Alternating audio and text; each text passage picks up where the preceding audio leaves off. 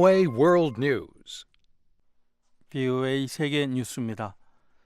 시리아 알레포에서 반군과 민간인들을 소개하는 마지막 작전이 중단됐다고 시리아 반정부 활동가들이 밝혔습니다.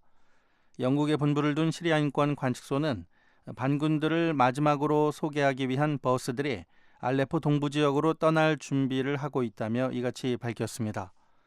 시리아 정부와 반군은 소개 작전이 지연되고 있는 데 대해 서로를 비난했습니다. 메블루트 카브소글루 터키 외무장관은 알레포에서 어제까지 3만 7천여 명이 소개됐다며 오늘 소개 작전을 마무리하는 것이 목표라고 밝혔습니다.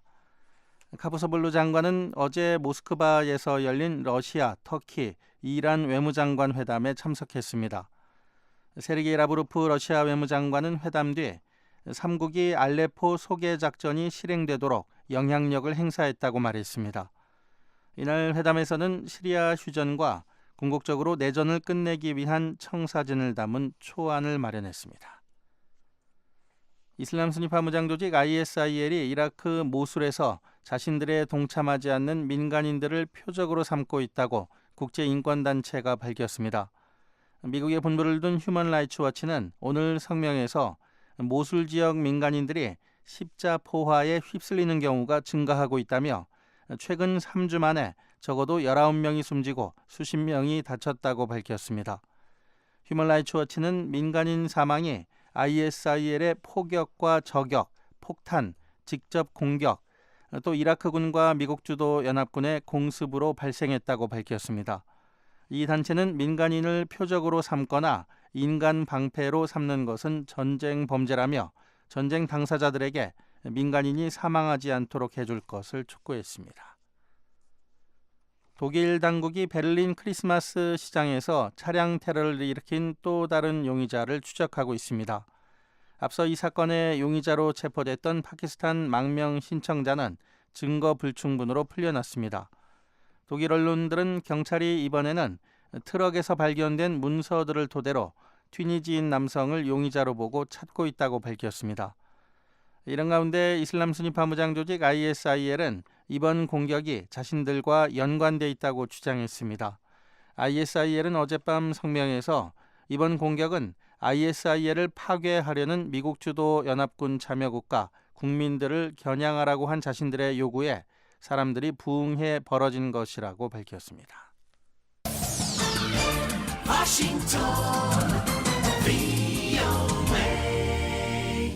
지금 여러분께서는 VOA 세계 뉴스 듣고 계십니다. 태국은 중국과 태국의 무기 관련 시설을 건립하는 방안을 논의 중이라고 태국 국방부가 밝혔습니다. 태국 국방부 대변인은 오늘 로이터 통신에 태국이 현재 보유한 중국 군 장비들을 보수 점검하기 위한 시설을 건립하는 데 관심이 많다는 점을 중국 국방부 측에 전했다고 밝혔습니다. 태국 정부는 소형 무기와 무인기 등 장비 생산과 관련한 중국의 전문성을 기대하고 있다고 이 대변인은 덧붙였습니다.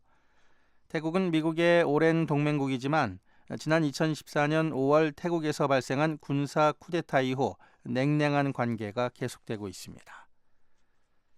일본 대법원이 정부가 추진해온 오키나와 미군 기지의 현내 이전 계획에 승소 판결을 내렸습니다.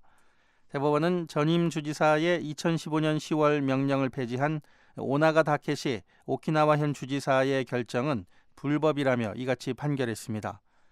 일본과 미국 정부는 현재 도심 인구 밀집 지역에 위치한 후텐마 공군 기지를 안전상 이유로 인적이 드문 곳으로 옮긴다는 방침입니다. 하지만 오키나와 주민 대다수는 미군 기지로 인한 소음과 범죄, 각종 사건 발생을 이유로 기지를 현 이외 지역으로 이전할 것을 요구하고 있습니다. 멕시코 수도 인근의 폭죽 시장에서 어제 대형 폭발 사고가 발생해 31명이 숨지고 70여 명이 다쳤습니다. 멕시코시티에서 북쪽으로 약 30km 떨어진 툴테펙시의 산타블리토 시장은 사고 당시 성탄절과 연말연시 연휴를 앞두고 폭죽을 사려는 사람들로 크게 붐볐습니다. 멕시코 연방법무장관실은 6차례의 연쇄 폭발로 시장 대부분이 파괴됐다며 화기와 폭발물 취급법 위반 여부와 책임자에 대한 조사에 착수했다고 밝혔습니다. BOA 세계뉴스 천일규였습니다.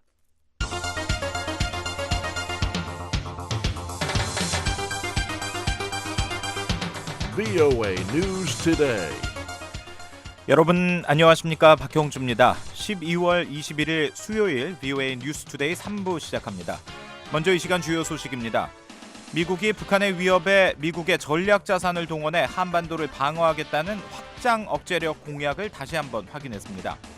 북한이 내년 상반기 중에 추가 핵실험과 같은 고강도 도발을 감행해 이른바 3차 북핵 위기가 조성될 가능성이 있다고 한국국정원 산하 국가안보전략연구원이 전망했습니다.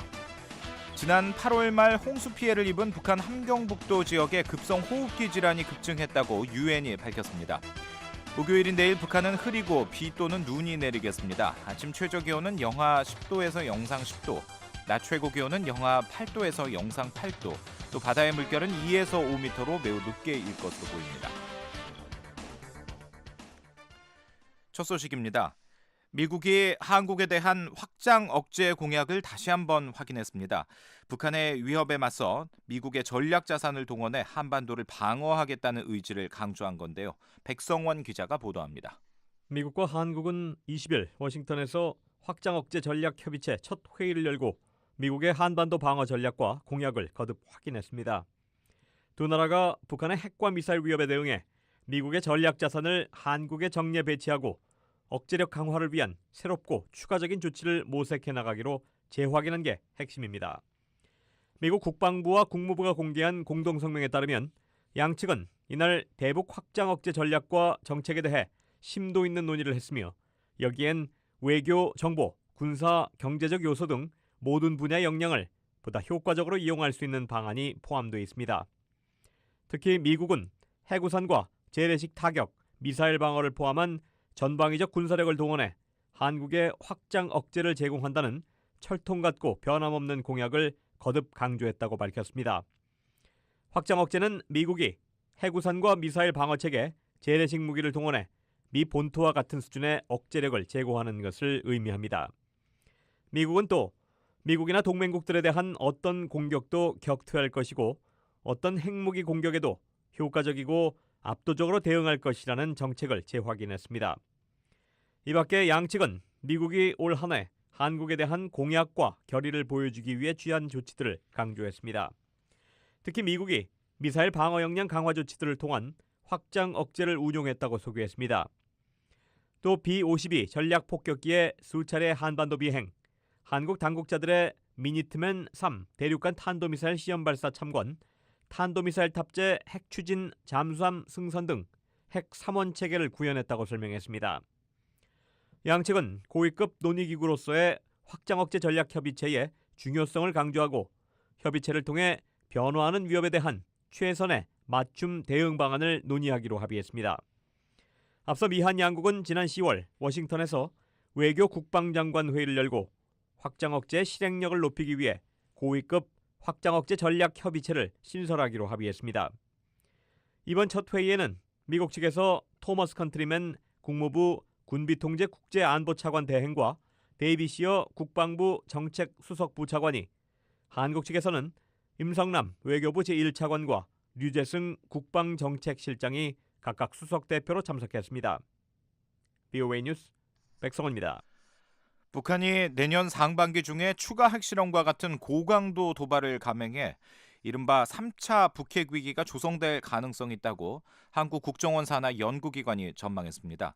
또 내년 한국의 대통령 선거를 앞두고 북한의 다양한 대남 도발 가능성도 제기됐습니다. 서울에서 김환용 기자가 보도합니다. 한국국가정보원 산하 국가안보전략연구원은 북한이 미국의 도널드 트럼프 새 행정부가 출범하는 내년 6차 핵실험과 탄도미사일 발사 시험을 통해 핵무기 실전 배치에 박차를 가할 것으로 예상했습니다. 국가안보전략연구원은 21일 발간한 2017년 북한과 안보 정세 전망 보고서에서 이같이 밝히고, 북한이 도발할 경우 트럼프 행정부는 선제 타격론을 제기하는 등 대북 압박 외교를 전개하면서 제3차 북핵 위기가 조성될 것으로 내다봤습니다. 보고서를 만든 김성배 박사는 북한의 목표가 대북 제재 완화나 경제 보상이 아니라 하루빨리 핵 보유국이 되는 것이며, 이에 따라 북한의 도발은 매파 인사들로 채워지고 있는 트럼프 행정부의 강경 대응을 유발할 것으로 전망했습니다. 북한이 핵무기 실전 배치를 거의 목전에 두고 있는 상황에서 내년에도 추가 핵실험이나 미사일 발사를 할 가능성이 충분히 있다는 것인데요. 문제는 이게 트럼프 행정부랑 만나게 돼서 일종의 강대강 대치가 될 가능성이 높아졌다는 거죠. 1차 북핵 위기는 미국 클린턴 행정부가 북한 영변 핵시설 폭격까지 검토한 1994년에, 그리고 2차 북핵 위기는 북한의 우라늄 농축 프로그램 문제가 부상한 2002년에 각각 불거졌습니다. 보고서는 북한의 6차 핵실험과 미사일 발사 시점과 관련해 김정은 국무위원장의 생일인 1월 8일과 트럼프 행정부 출범일인 1월 20일, 그리고 김정일 국방위원장의 출생 75주년인 2월 16일과 김일성 주석 출생 105주년인 4월 15일 등을 주목할 필요가 있다고 밝혔습니다. 김성배 박사입니다. 워낙 상반기에 촘촘히 다 이어져 있잖아요. 어쨌든 1월 초부터 해서 4월까지 상황은 언제라도 북한의 군사적 도발이 있을 수 있는 가능성이 상존해 있는 시기다라고 할 수가 있을 것 같습니다. 보고서는 이어 김정은 정권이 내년 하반기에는 미북 대화를 추진하는 환경을 만들기 위해 남북 대화를 제안하는 등 위장 평화 공세를 전개할 수도 있지만, 미북 대화가 여의치 않을 경우엔 충격요법식의 대남 도발을 병행하는 화전 양면 전술을 시도할 것으로 예상했습니다. 김성배 박사는 이에 대해 미북 간 대화가 트럼프 행정부 출범과 함께 선제적으로 이루어질 가능성은 별로 없다며, 결국 극도의 긴장을 피하긴 어려울 것으로 내다봤습니다. 다만 대화가 이루어진다면 극도의 긴장 과정을 거치면서 북한이 타협안을 제시했을 때 가능할 수 있을 것이라며, 핵 동결 수준에서의 미북 간 협상이 진행될 수 있을 것으로 점쳤습니다. 보고서는 또 북한이 핵 보유를 전제로 체제 보장과 대북 지원을 얻기 위한 대미 평화협정 공세를 강화하면서 중국과의 관계 회복과 러시아와의 관계 활성화에도 공을 들일 것으로 내다봤습니다. 남북 관계에 대해선 북한의 도발로 미북 간 대결의 증폭이 현실화할 경우 한치 앞을 예측할 수 없는 시계 제로 상태에 놓일 가능성이 높다고 예상했습니다.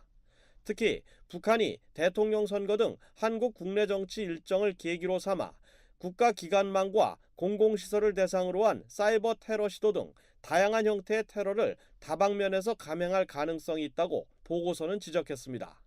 특히 강도 높은 국제사회의 제재에 따른 경제난 극복을 위해 경제적 이익 확보나 자금 절취를 목적으로 금융 전산망 침투 등 대남 사이버 공격을 대폭 강화할 것으로 보고서는 전망했습니다.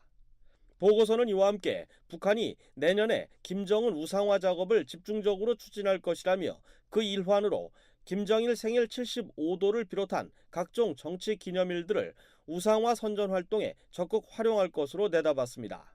서울에서 VOA 뉴스 김환용입니다. 황교안 한국 대통령 권한대행은 미국의 고고도 미사일 방어체계 사드의 주한미군 배치 계획과 관련해 한국의 안보를 위해 가능한 한 신속하게 배치돼야 한다고 밝혔습니다. 황 권한대행은 오늘 국회 비경제 분야 대정부 질문에서 북한의 핵도발에 대응하는 부분은 한시도 늦출 수 없으며 먼저 할 건 해나가야 한다면서 이같이 말했습니다.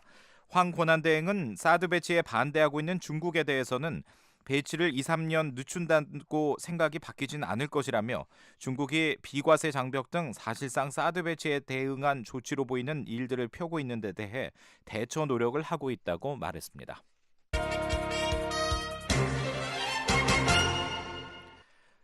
북한이 최근 신형 무인 비행체를 공개하면서 북한이 보유하고 있는 무인기에 새삼 관심이 집중되고 있습니다.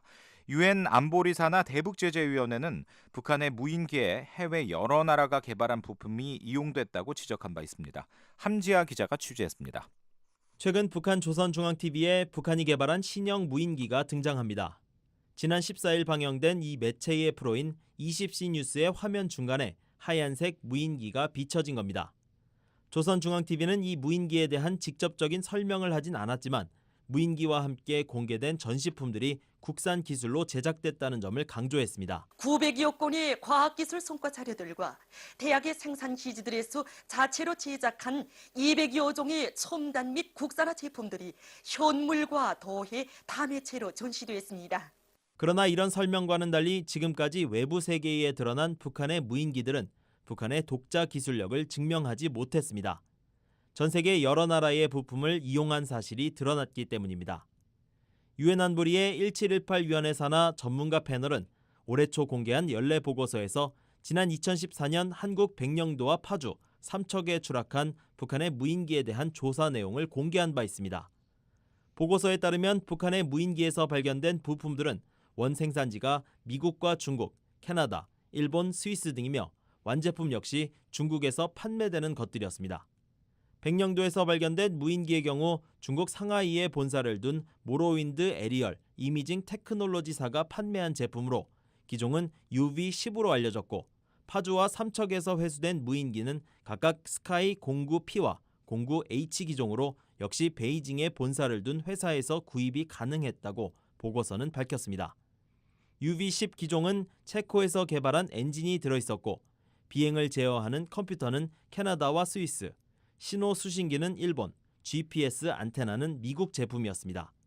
스카이 09 기종 역시 일본에서 개발된 엔진을 비롯해 미국의 연료 펌프, 중국의 비행 제어 장치 등이 사용됐고, 카메라와 낙하산은 각각 일본과 중국제로 나타났습니다. 전문가 패널은 이들 해외 부품이 중국으로 판매된 뒤 최종 조립 과정을 거쳐 북한으로 유입된 것으로 분석했습니다. 특히 자동 제어 장치의 경우 최종 구매자에게만 판매되도록 했기 때문에 재수출이나 재판매 등을 금지하고 있지만 이 같은 규정이 지켜지지 않았다는 점을 지적했습니다. 보고서에 따르면 백령도에서 발견된 무인기는 250에서 300km, 파주와 삼척에 추락한 무인기는 180에서 220km를 비행할 수 있으며 두 기종 모두 자동 비행이 가능하도록 설계됐습니다. 당시 보고서는 유엔 회원국의 조사를 토대로 북한이 정찰과 전투 목적으로 다양한 종류의 무인 비행체 약 300대를 운용하고 있다고 밝혔습니다. 또 북한 정찰총국이 정찰 목적의 무인기 조달과 생산, 운용에 관여하고 있고 전투용 무인기를 개발하려 하고 있는 사실을 확인했습니다. VOA 뉴스 함재합니다. 미국 정부가 유엔 주재 북한 대표부 외교관들에 대한 금융 제재를 강화했습니다. 미 재무부는 어제 웹사이트에 발표한 공지문에서 유엔 주재 북한 공관과 소속 외교관, 그 가족들의 미 금융기관 계좌 개설을 더욱 제한하는 조치를 취했습니다. 재무부는 북한 대표부와 소속 외교관들의 자금 이체는 앞으로 재무부 산하 해외 자산 통제국으로부터 특별 허가를 받은 미국 금융기관의 계좌를 통해서만 이루어질 수 있다고 밝혔습니다. 미국은 국제사회의 제재 속에서 북한 정권이 해외에서 벌어들이는 자금 송출에 외교관들의 계좌가 이용되는 것으로 의심하고 있습니다. 이에 앞서 유엔 안보리는 지난달 채택된 대북 제재 결의 2322호에서 북한의 밀수 등 불법 활동을 막기 위해 북한의 제외 공간원당 1개의 금융 계좌만 허용하기로 했습니다.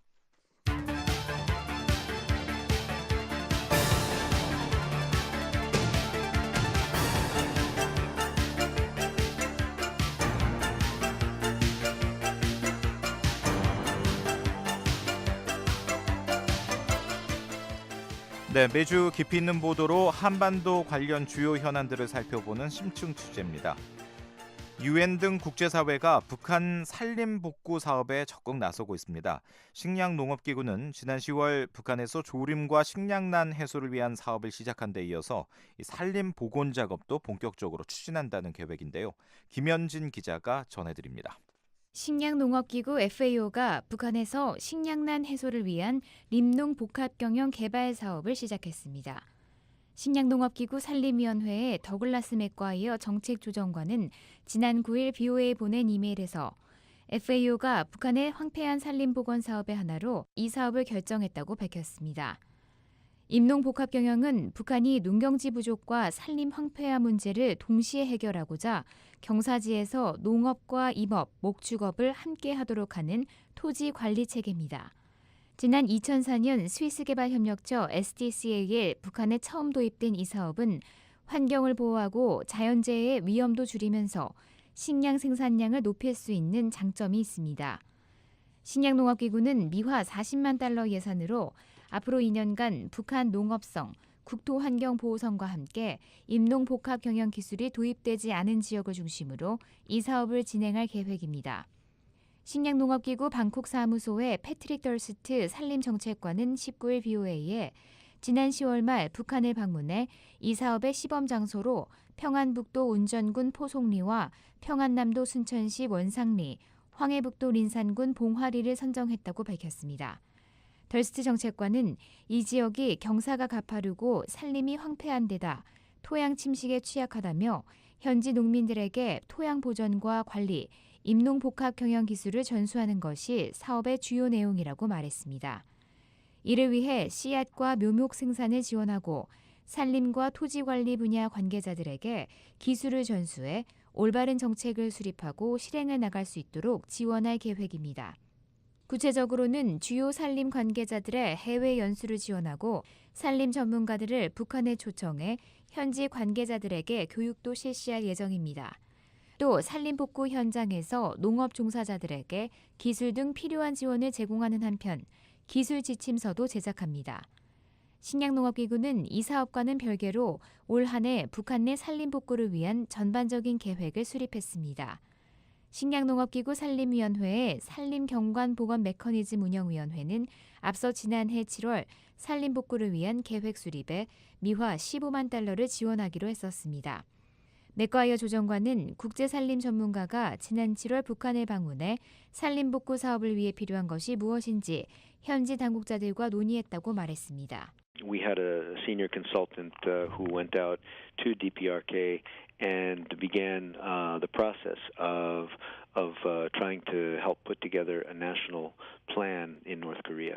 산림복구를 위해 필요한 정책과 지원에 대해 논의했으며 이를 통해 본격적인 산림복구 사업에 앞서 큰 그림을 그렸다는 설명입니다.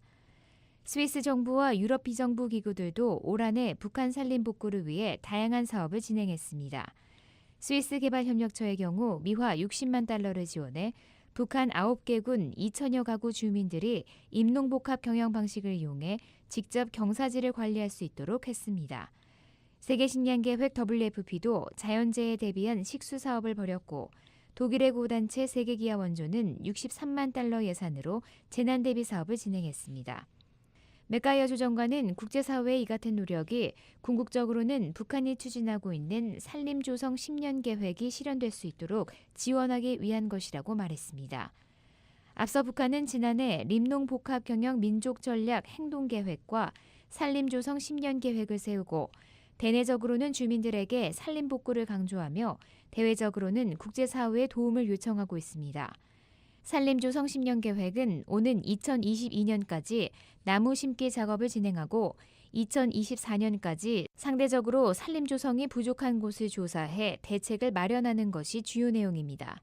김정은 북한 국무위원장도 산림복구를 강조하는 등 산림녹화 사업을 직접 지시하고 나섰습니다. 북한 관영 조선중앙방송입니다. 앞으로 10년 안에 모든 산들을 보물산, 황금산으로 전변시켜야 한다고 하시면서 우리 당은 산림복구도 총포성 없는 전투로 간주하고 자연과의 전쟁을 선포했다고 말씀하셨습니다. 전문가들은 황폐해진 북한의 산림을 10년 안에 복구하기 위해서는 유엔과 한국 정부 등 국제사회 도움이 절실하다고 지적합니다. 북한 주민들에게 임농복합 경영기술을 전수하고 있는 수잔추 중국과학원산업 쿤밍식물연구소 교수 겸 국제임농복합경영센터 연구원은 BOA에 북한이 산림복구 계획을 달성하려면 국제사회로부터 종자와 묘목, 비료 등 지원이 필요하다고 말했습니다.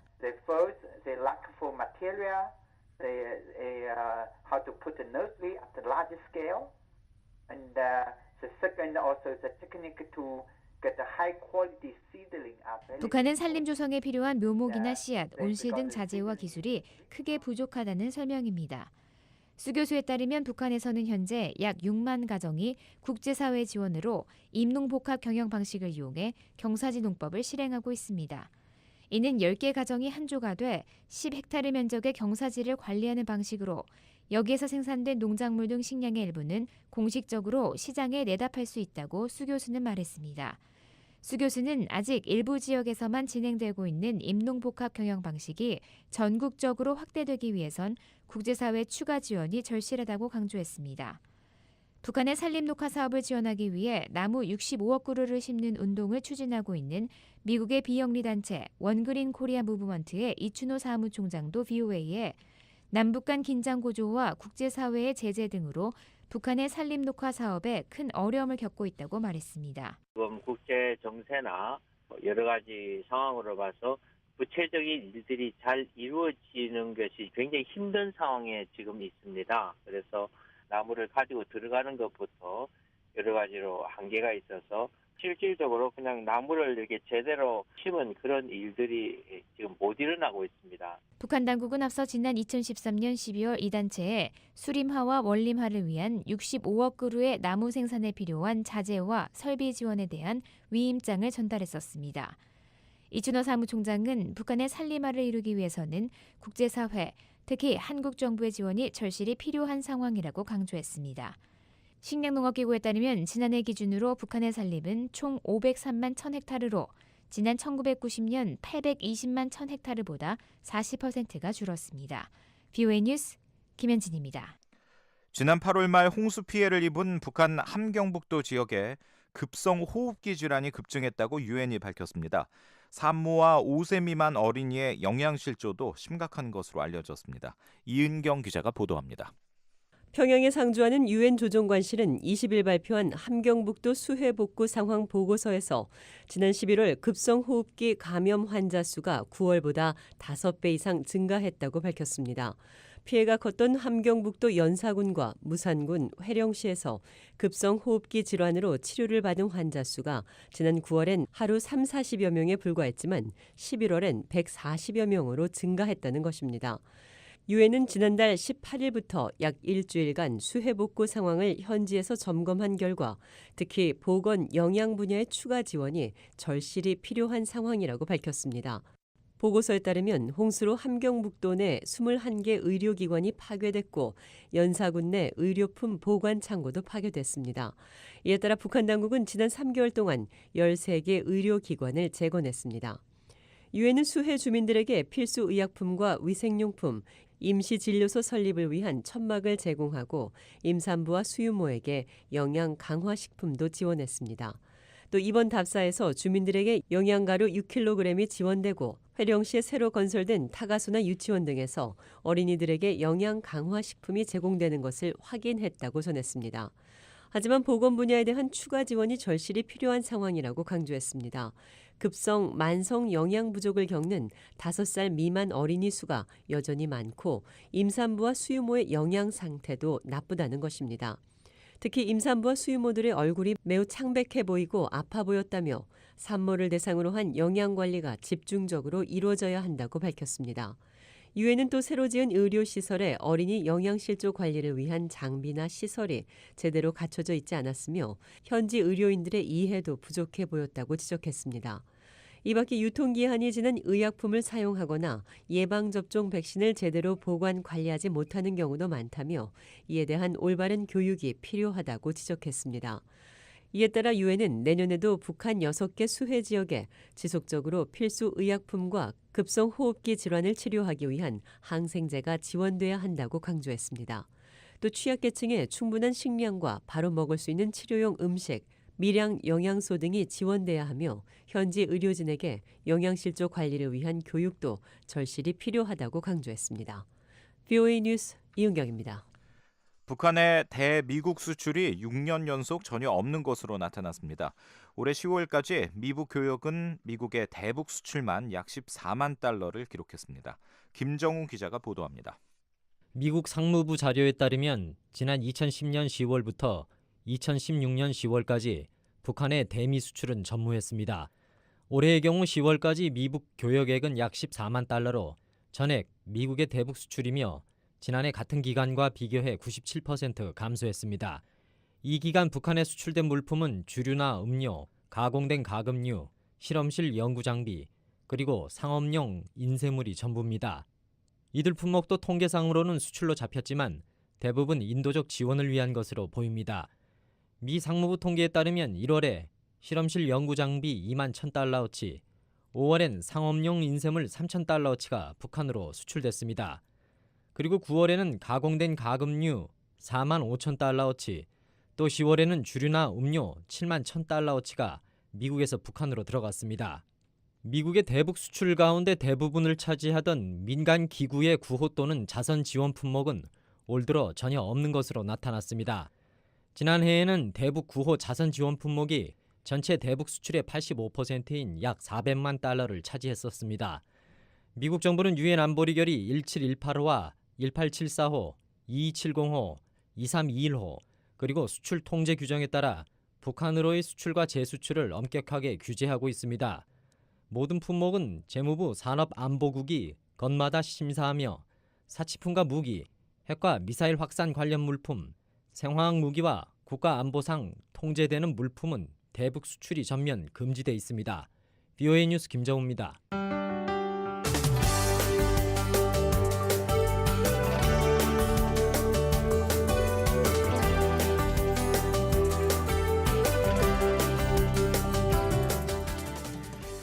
(6.25) 전쟁 당시 통역관과 의사로 활동했던 현봉학 박사의 동상 제막식이 서울에서 열렸습니다. 현 박사는 한국 전쟁 당시 미군의 흥남 철수 작전에서 10만여 명의 피난민을 구하는 데 크게 기여한 인물인데요. 한반도 통일과 북한, 탈북민과 관련한 한국 내 움직임을 살펴보는 헬로우 서울, 오늘은 서울에서 박은정 기자가 소식 전해왔습니다.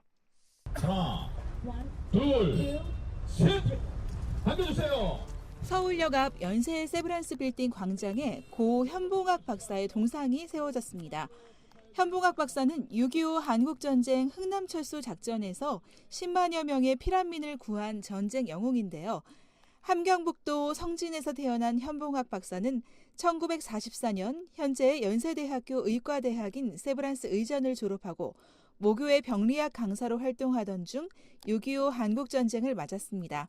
영어에 능통했던 그는 해병대 통역관이 돼 활동했는데요. 전 부대원이 1계급 특진을 한 마산 진동리 전투를 시작으로 통영 상륙 작전 등 여러 전투에서 한국 해병대가 승리할 수 있도록 미군으로부터 많은 군수 물자와 작전 지원을 이끌어내는데 큰 공헌을 한 것으로 알려져 있습니다.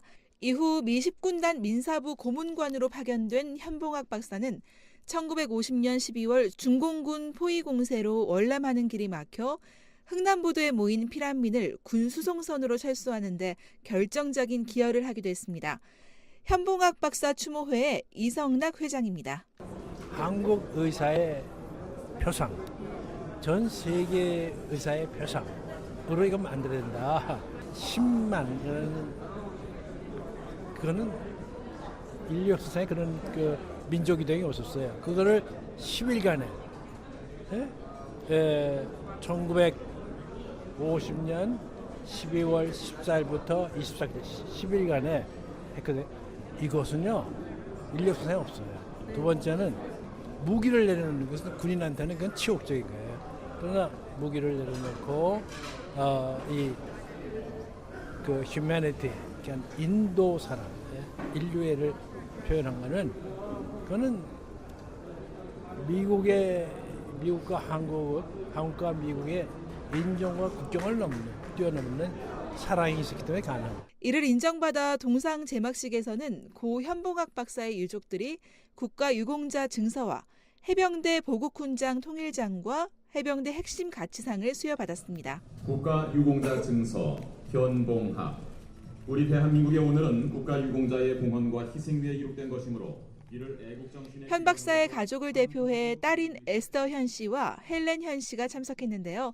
에스터 현 씨는 제막식 현장에서 고 현봉학 박사의 동상 제막식을 위해 노력한 사람들에게 감사를 표하고 선친의 업적에 대해 자긍심을 갖고 살아가겠다고 말했습니다. 제막식 현장에는 문재인 더불어민주당 전 대표도 참석했는데요. 그는 흥남부두 철수선에 자신의 부모님이 올랐던 인연을 소개하며 현봉학 박사의 업적을 우리 모두가 기억해야 한다고 말했습니다. 그때 흥남부두에 모여든 10만 명의 피난민 가운데 저희 부모님과 제 누님도 그때 계셨습니다. 그때 현봉학 박사님의 활약이 없더라면 북한 공산 치하를 탈출하고 싶어 했던 그 10만 명의 피난민들이 우리 대한민국으로 내려올 수 없었을 겁니다. 저희 부모님도 내려오지 못했겠죠. 피난길에 오른 동포의 수는 무려 10만여 명에 달했습니다. 인류 역사상 초유의 인간 이동 드라마가 펼쳐졌던 것이죠. 한편 이번 동상 건립은 지난 2014년 국가보훈처가 6.25 전쟁 영웅으로 고 현봉학 박사를 선정한 이래 추진됐는데요. 현봉학 박사 동상 건립 추진위원회의 한승경 사무총장입니다. 의사의 직분을 넘어서 여러 피난민들을 구하겠다는 그 사명감 중요한 거죠. 사람을 사랑하는 휴머니스트죠. 그분의 업적을 널리 알리기 위해서 동상을 세우기로 서로 이제 협의를 했는데 동상 건립비의 3분의 1은 국가에서 내고 3분의 1은 우리가 모금했어요. 여러 가지 디테일 면에서 참 많이 어려웠어요. 저 얼굴을 재현해내는데 여러 사진을 모아가지고 그 당시 얼굴을 만드는 거예요. 이게 26살 때 얼굴이죠. 그래서 그걸 가족들하고 상의해가지고 저 모습으로 만들었죠. 이렇게 좋은 일을 하신 분들이 이런 역사가 있다는 걸 알아야죠. 19일 열린 동상 제막식을 시작으로 서울역 주변을 오가는 많은 시민들이 고 현봉학 박사의 동상을 보게 될 텐데요. 현봉학 박사 추모회의 이성락 회장은 이번 제막식을 계기로 고 현봉학 박사의 동포애와 민족 정신을 더 많은 사람들이 기리길 바란다고 말했습니다. 그분을 알려야 된다 하면서 이제 작업을 했고 홍보를 해야 돼. 이런 분이 있다 우리 주변에. 이 정신이 길이길이 빛나야죠. 10만의 피난민이 왔는데 그 자손까지 하면 지금 100만으로 추산해요. 그럼 100만의 아픔, 기쁨 이런 것을 같이 생각해야 되는데 그런 의미에서 이제 더 나가서 이제 통일로 이어지면 얼마나 좋겠어요. 서울에서 VOA 뉴스 박은정입니다.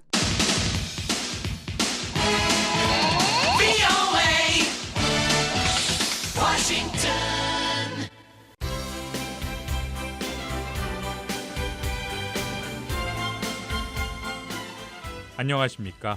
여기는 미국의 소리 VOA 한국어 방송입니다. 여러분의 의견을 남기실 수 있는 미국 국제전화번호는 1-202-205-9942번입니다. 그 밖에 중국에서 전화하실 때는 00-800-500-12345번, 태국에서는 001-800-500-12345번입니다. 여러분의 많은 이용 바랍니다.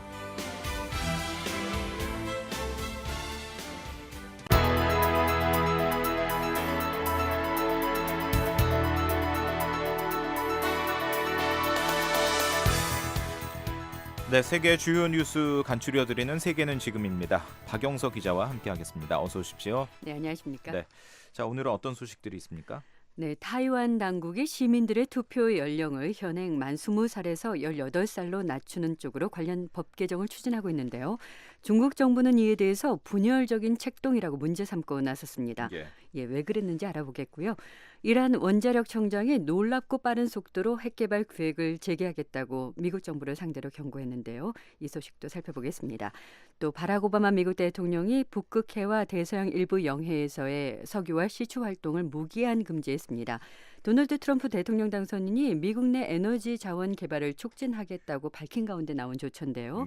이 소식까지 함께 살펴보겠습니다. 네, 첫 소식은 타이완 소식입니다. 타이완 정부가 투표 연령을 낮추기 위한 선거법을 개정한다고요? 예, 그렇습니다. 타이완 의회에 해당하는 입법원이 투표권을 가질 수 있는 나이를 현재의 만 20살에서 18살로 낮추는 내용의 공민투표법 개정안을 심의하고 있는데요. 얼마 전에 1차 심의를 마쳐서 조만간 원안대로 통과될 가능성이 아주 높습니다. 타이완 입법원은 보다 많은 사람들이 정치에 참여할 수 있도록 선거권의 연령을 낮출 필요가 있다면서 18세 투표권 법안을 추진 중입니다. 네, 일부 아시아 국가에서는 18살이면 아직 학생들, 청소년으로 봐서 아직 투표할 나이가 아니지 않느냐 이런 인식들이 좀 있죠. 맞습니다. 20살 성인이 돼야 이 정치 현상을 좀 이해하고 관련 정책을 분별할 수 있다는 생각 때문인데요. 하지만 최근에는 이 청소년들의 성장 발달이 아주 빨라졌고요. 또 젊은 층의 시민 의식이 높아지면서 각국의 이 투표 연령을 낮추는 추세입니다. 서방에서는 오래전부터 이 18살 청소년들에게 투표권을 부여하는 나라가 많고요. 예. 미국을 포함해서 현재 전 세계 189개 나라 가운데서 144개국의 투표권 부여 연령이 18세인 걸로 유엔 자료 등에선 확인됩니다. 많은 나라들이 18세 청소년들에게 투표권을 부여를 하고 있는 그런 추세군요. 네. 그런데 지금 이 타이완 의회의 움직임에 대해서 중국 정부가 문제를 삼고 있다고요? 예, 중국 정부에서 이 타이완 문제를 관할하는 기구가 대만 판공실인데요. 안펑산 대변인이 오늘 긴급 성명을 내놨습니다. 타이완이 법률을 개정하거나 새로운 법규를 만드는 등 어떠한 방식으로든 타이완의 독립을 위해서 하나의 중국을 분열시키는 행태를 취하는 걸 단호히 반대한다면서 우리는 타이완의 관련 움직임을 면밀히 주시하고 필요한 행동을 하겠다고 덧붙였습니다. 중국 정부는 이 타이완이 이렇게 투표 연령을 낮추는 것은 결국 타이완 독립을 추진하는 거다 이런 인식인 것 같은데 그 이유는 뭡니까?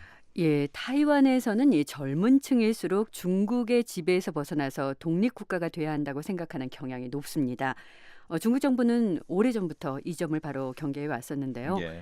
중국 공산당 주변에서 이 타이완 문제에 지속적으로 목소리를 내온 왕홍광 전 인민해방군 난징군구 부사령원은 타이완에서는 젊은 층일수록 중국인이 아니라 타이완인이라고 생각하는 경우가 많다면서 타이완인의 75%가 중국인인 것을 부정한 결과도 있었다고 얼마 전에 주장하기도 했었습니다. 결국 타이완 젊은층이 투표를 이제 참여할 수 있게 되면 독립 추진을 강하게 원하는 정치 세력이 힘을 얻을 수 있다. 이런 부분을 이제 중국이 우려를 하는 거군요. 예, 맞습니다. 이 투표의 연령이 낮아지면 아무래도 이 타이완 독립주의 정치인들이 입법원에 더 많이 진출하게 되고요.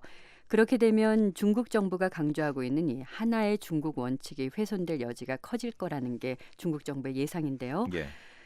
특히 다음 달부터 미국의 새 정부를 이끌 도널드 트럼프 대통령 당선인이 이달 초 이 차잉원 타이완 총통과 전화 통화를 갖고 미국의 대외 정책에서 이 하나의 중국 원칙에 얽매일 이유가 없다고 발언을 한 뒤에 중국은 이 하나의 중국 원칙이 흔들리지 않도록 타이완과 미국 양측의 연일 강조하고 있습니다. 지금 말씀하시는 것처럼 하나의 중국 이 용어가 지금 뉴스에서 자주 나오고 있는데요. 어떤 내용인지 잠시 좀 짚어볼까요? 한마디로 중국은 하나라는 건데요. 그래서 이 타이완은 독립국가가 될 수가 없고 중국의 일부일 뿐이라는 겁니다. 중국이라는 나라의 영토인 타이완 섬에 자본주의 체제가 운영 중인 일국 이체제, 이 정치 현실은 인정하고 있지만 대외적으로 양측을 대표하는 건 본토, 중국 정부 하나라는 겁니다. 이런 개념을 통해서 중국 공산당은 전인민 통합을 줄곧 강조해왔습니다. 그런데 이제 최근 말씀하신 것처럼 도널드 트럼프 미국 대통령 당선인이 꼭 하나의 중국 원칙에 우리가 얽매일 필요가 있느냐 이렇게 이제 얘기를 해서 다시 이제 논란이 불거지고 있는 거죠. 네, 그렇습니다. 이 1970년대 이후에 미국 정상이 타이완 당국을 직접적으로 접촉한 일은 없었는데요. 이달 초에 이 트럼프 당선인이 차잉원 타이완 총통과 전화 통화를 가졌습니다. 37년 만의 일이었는데요. 트럼프 당선인은 또 최근에 이 한 언론 인터뷰에서 중국이 강조하는 이 하나의 중국 원칙과 관련해서 우리가 하나의 중국 원칙에 얽매할 이유를 모르겠다면서 중국의 갖가지 불공정 무역 행위 또 남중국해 군사 요새 건설을 비롯해서 국제 질서 위반 행태를 지적하기도 했습니다. 중국이 때문에 미국의 새 정부가 들어서면 이 강경한 대중국 정책을 펴는 것 아니냐 이런 우려 목소리도 중국 내에서 나오고 있다고요? 그렇습니다. 얼마 전에는 이 중국이 남중국해에서 미군의 무인 해양 탐사 장비를 무단 포획했다가 트럼프 당선인의 강한 비판을 듣고 돌려준 일이 있는데요. 미국 언론들은 최근 이런 움직임이 다음 달에 공식 출범할 미국 새 정부의 대중국 정책을 더 강경한 방향 쪽으로 이끌 걸로 전망하고 있습니다. 중국 외교부 관계자들은 미국 차기 정부 출범 후에 양국의 관계가 더 긴장될 것을 우려하는 입장을 계속 내놓고 있습니다. 네, 세계는 지금 함께하고 있습니다.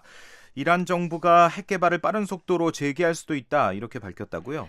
네, 베흐루주 카말반디 이란 원자력청 대변인이 어제 테헤란에서 기자들과 만나서 핵 합의 이전 상황으로 모든 게 돌아가게 된다면 우리는 전보다 훨씬 놀랍고 더 빠른 속도로 핵 프로그램을 다시 진행하겠다고 말했습니다.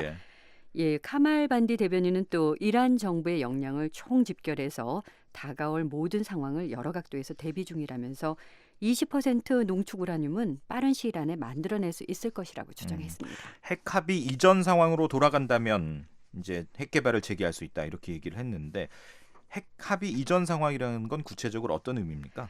예, 지난해 7월에 이란이 미국 등 유엔 안보리 상임이사국 5개 나라, 거기에 독일을 포함시킨 주요 6개국과 협상을 통해서 핵 포기를 공식 선언했었습니다. 이 핵 합의가 올해 초 발효됨에 따라서 이 서방의 관련 제재 조치가 풀리기 시작했는데요. 예, 하지만 최근 미국 정부가 이란에 대한 제재 조치를 10년 더 연장하기로 했습니다. 예, 그러면서 이란이 핵 합의 위반이라고 강하게 반발하고 있는 중이고요. 예, 이런 흐름이 계속된다면 핵 개발 계획을 전면 재개하겠다는 뜻을 밝힌 겁니다. 예, 이란이 미국의 제재 연장을 문제 삼고 있는 건데 네. 미국이 이런 조치를 취하는 이유는 뭡니까? 예, 트럼프 당선인은 이 이란 핵 합의에 대해서 줄곧 부정적인 의사를 밝혀왔습니다. 이란에 너무 많이 양보한 합의이기 때문에 전면 폐기 또는 재협상해야 한다는 입장인데요. 미국 의회는 이달 초 이 제재 10년 연장을 의결하면서 트럼프 새 행정부와 함께 미국의 대이란 정책에 대해서 총체적으로 다시 검토를 진행할 걸 기대한다면서 이 배경을 설명했습니다. 예, 이란 핵 협상은 바락 오바마 대통령이 주도했는데요. 오바마 대통령은 이 차기 정부의 정책 수행에 부담을 주지 않는 차원으로 이 제재 연장 법안에 거부권을 행사하지도 않았고요. 예, 또 서명하지도 않아서 자동으로 이 법규가 확정되게 했습니다.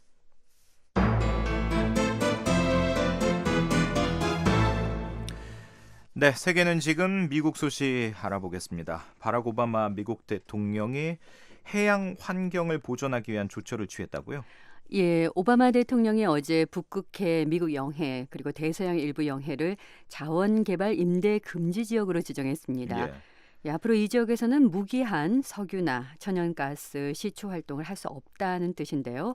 이번 조처는 캐나다 정부와의 협력 아래 이루어졌습니다. 주스틴 트리도 캐나다 총리 역시 북극해의 새로운 시추 임대를 금지한다고 발표했습니다. 다만 미국과는 달리 캐나다는 영구적인 조처가 아니라 5년에 한 번씩 검토합니다. 예, 지금 자원개발 임대 금지 지역으로 지정된 곳이 북극해의 미국 영해 또 일부 대서양 영해라고 했는데 구체적으로 어떤 지역들입니까? 네, 북극해의 경우는 알래스카 북부 추크치 해역 그리고 보포트 해역이 포함되고요. 대서양은 동북부 뉴 잉글랜드 지역의 남쪽으로 버지니아주에 이르는 지역이 해당합니다. 오바마 대통령의 이번 조치는 이미 허가받은 임대에는 영향을 미치지 않고요. 예, 새로운 임대만 금지하는 겁니다.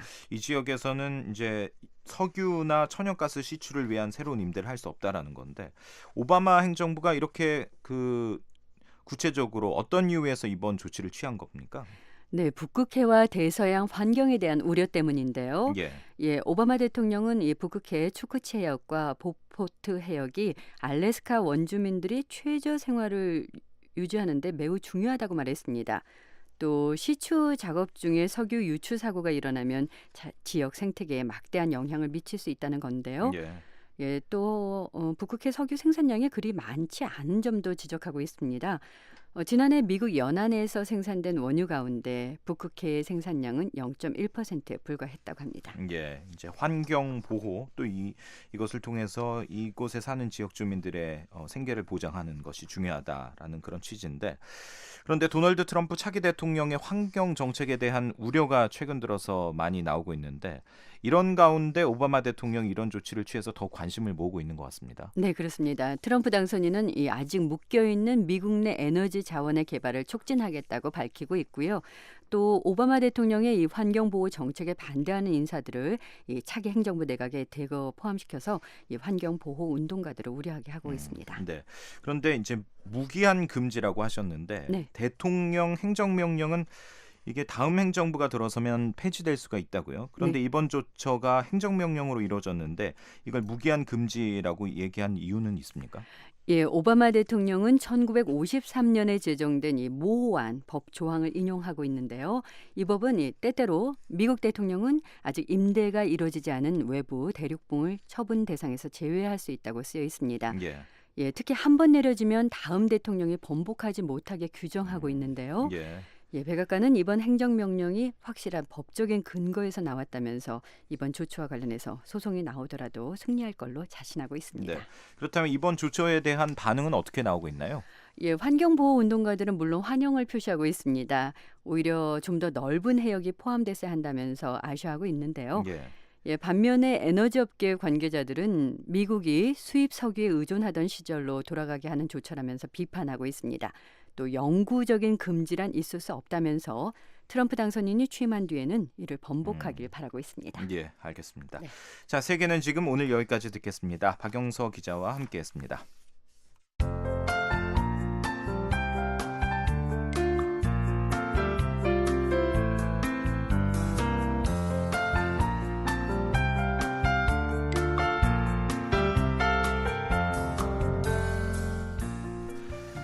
네, 이어서 한국기상청 제공 북한 날씨 전해드리겠습니다. 목요일인 내일 북한은 흐리고 비 또는 눈이 내리겠습니다. 아침 최저 기온은 영하 10도에서 영상 10도, 낮 최고 기온은 영하 8도에서 영상 8도, 바다의 물결은 2에서 5m 사이로 매우 높게 일 것으로 보입니다. 지역별로 살펴봅니다. 평안남도와 평안북도는 내일 흐리고 비 또는 눈이 올 것으로 보입니다. 평양 아침 기온 7도, 낮 기온 8도, 양덕 아침 기온 4도, 낮 기온 6도고요. 신유주 아침 기온 1도, 낮 기온 0도, 수풍 아침엔 2도, 낮 기온 3도입니다. 중강 아침에는 영하 2도, 낮에는 1도가 예상되고요. 희천 아침 기온 3도, 낮 기온 3도, 강계는 아침에는 영하 3도, 낮에는 2도입니다. 황해도 역시 곳곳이 흐리고 비 또는 눈이 내릴 것으로 보입니다. 해주 아침 최저 기온은 8도, 낮 기온 7도, 신계 아침에는 7도, 낮에는 5도인데요. 황해도 대부분 지역이 영상 기온을 현재 보이고 있습니다. 함경남도와 함경북도 흐리고 비 또는 눈이 내립니다. 함흥 아침 기온과 낮 기온 모두 4도고요. 해산 아침 기온 영하 4도, 낮 기온 영하 3도, 풍산 아침에는 영하 6도, 낮에는 영하 1도입니다. 웅기 아침 기온 영하 4도, 낮 기온 0도가 예상되고 삼지연은 아침에는 영하 10도, 낮 기온은 영하 8도가 예상되고 있습니다. 내일 해상은 대체로 흐리고 비 또는 눈이 내릴 것으로 보입니다. 바다의 물결은 대부분의 해상이 2에서 5m로 비교적 높게 일겠습니다. 지금까지 한국기상청 제공 북한 날씨였습니다. 네, 12월 21일 수요일 뉴스투데이 3부 마치겠습니다. 여기는 미국의 수도 워싱턴이고요. 저는 박형주였습니다. 오늘도 함께해 주신 여러분 고맙습니다. 편안한 밤 보내십시오.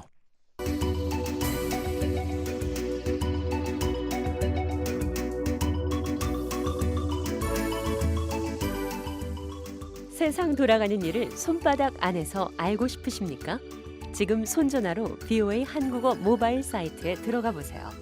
www.voakorea.com으로 접속하시면 됩니다. 미국의 소리 한국어 모바일 사이트에서는 VOA 한국어 서비스의 모든 기사와 방송을 여러분의 손 안에 전해드립니다. 또 방송에서는 접할 수 없는 영상 뉴스와 인터뷰도 시청하실 수 있습니다. 휴대전화가 있으십니까? 지금 www.voakorea.com으로 접속하세요. 청취자 여러분의 삶을 풍요롭게 만들어드립니다.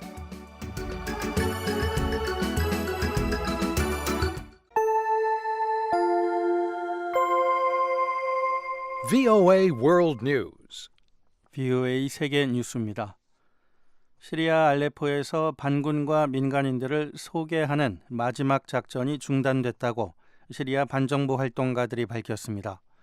영국에 분부를 둔 시리아 인권 관측소는 반군들을 마지막으로 소개하기 위한 버스들이 알레포 동부 지역으로 떠날 준비를 하고 있다며 이같이 밝혔습니다.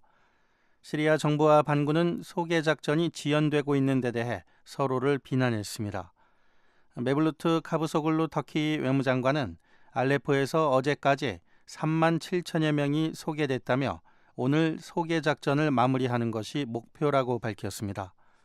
카부소글루 장관은 어제 모스크바에서 열린 러시아, 터키, 이란 외무장관 회담에 참석했습니다.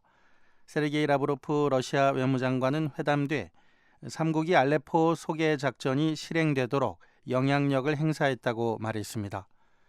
이날 회담에서는 시리아 휴전과 궁극적으로 내전을 끝내기 위한 청사진을 담은 초안이 마련됐습니다.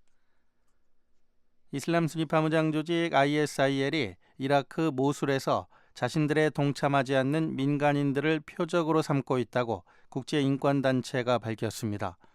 미국의 본부를 둔 휴먼 라이츠 워치는 오늘 성명에서 모술 지역 민간인들이 십자포화에 휩쓸리는 경우가 증가하고 있다며 최근 3주 만에 적어도 19명이 숨지고 수십 명이 다쳤다고 밝혔습니다. 휴먼 라이츠 워치는 민간인 사망이 ISIL의 포격과 저격, 폭탄, 직접 공격, 또 이라크군과 미국 주도 연합군의 공습으로 발생했다고 밝혔습니다. 이 단체는 민간인을 표적으로 삼거나 인간 방패로 삼는 것은 전쟁 범죄라며 전쟁 당사자들에게 민간인이 사망하지 않도록 해줄 것을 촉구했습니다. 독일 당국이 베를린 크리스마스 시장에서 차량 테러를 일으킨 또 다른 용의자를 추적하고 있습니다. 앞서 이 사건의 용의자로 체포됐던 파키스탄 망명 신청자는 증거 불충분으로 풀려났습니다. 독일 언론들은 경찰이 이번에는 트럭에서 발견된 문서를 토대로 튀니지인 남성을 용의자로 보고 찾고 있다고 밝혔습니다. 이런 가운데 이슬람 순위파 무장 조직 ISIL은 이번 공격이 자신들과 연관돼 있다고 주장했습니다. ISIL은 어젯밤 성명에서 이번 공격은 ISIL을 파괴하려는 미국 주도 연합군 참여 국가의 국민들을 겨냥하라고 한 자신들의 요구에 사람들이 부응해 버린 것이라고 밝혔습니다.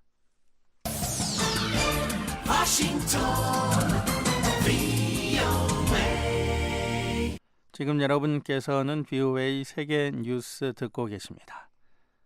태국은 중국과 태국의 무기 관련 시설을 건립하는 방안을 논의 중이라고 태국 국방부가 밝혔습니다. 태국 국방부 대변인은 오늘 로이터 통신에 태국이 현재 보유한 중국군 장비들을 보수 점검하기 위한 시설을 건립하는데 관심이 많다는 점을 중국 국방부 측에 전했다고 밝혔습니다. 태국 정부는 소형 무기와 무인기 등 장비 생산과 관련한 중국의 전문성을 기대하고 있다고 이 대변인은 덧붙였습니다. 태국은 미국의 오랜 동맹국이지만 지난 2014년 5월 태국에서 발생한 군사 쿠데타 이후 냉랭한 관계가 계속되고 있습니다. 일본 대법원이 정부가 추진해온 오키나와 미군 기지의 현내 이전 계획에 승소 판결을 내렸습니다. 대법원은 전임 주지사의 2015년 10월 명령을 폐지한 오나가 다케시 오키나와현 주지사의 결정은 불법이라며 이같이 판결했습니다. 일본과 미국 정부는 현재 도심 인구 밀집 지역에 위치한 후텐마 공군 기지를 안전상 이유로 인적이 드문 곳으로 옮긴다는 방침입니다. 하지만 오키나와 주민 대다수는 미군 기지로 인한 소음과 범죄, 각종 사건 발생을 이유로 기지를 현 이외 지역으로 이전할 것을 요구하고 있습니다. 멕시코 수도 인근의 폭죽 시장에서 어제 대형 폭발 사고가 발생해 31명이 숨지고 70여 명이 다쳤습니다. 멕시코 시티에서 북쪽으로 약 30km 떨어진 툴테펙시의 산타블리토 시장은 사고 당시 성탄절과 연말연시 연휴를 앞두고 폭죽을 사려는 사람들로 크게 붐볐습니다. 멕시코 연방 법무장관실은 6차례의 연쇄 폭발로 시장 대부분이 파괴됐다며 화기와 폭발물 취급법 위반 여부와 책임자에 대한 조사에 착수했다고 밝혔습니다. VOA 세계뉴스 천일규였습니다. 지금까지 여러분께서는 VOA 한국어 저녁 방송을 들으셨습니다. VOA 한국어 저녁 방송은 저녁 7시 30분부터 11시 30분까지 4시간 동안 중파 1188kHz를 통해 들으실 수 있습니다. 또 밤 8시 30분부터 9시 30분까지 1시간 동안은 단파 7460kHz와 9490kHz로 들으실 수 있습니다. 그리고 밤 9시 30분부터 11시 30분까지 단파 11990kHz, 12110kHz로도 VOA 한국어 저녁 방송을 들으실 수 있습니다. 그리고 매일 아침 3시 30분부터 5시 30분까지 2시간 동안 보내드리는 VOA 한국어 아침 방송은 단파 5875, 7365, 7485kHz로 들으실 수 있습니다. 함께해 주신 여러분 고맙습니다. 다음 방송 시간까지 안녕히 계십시오.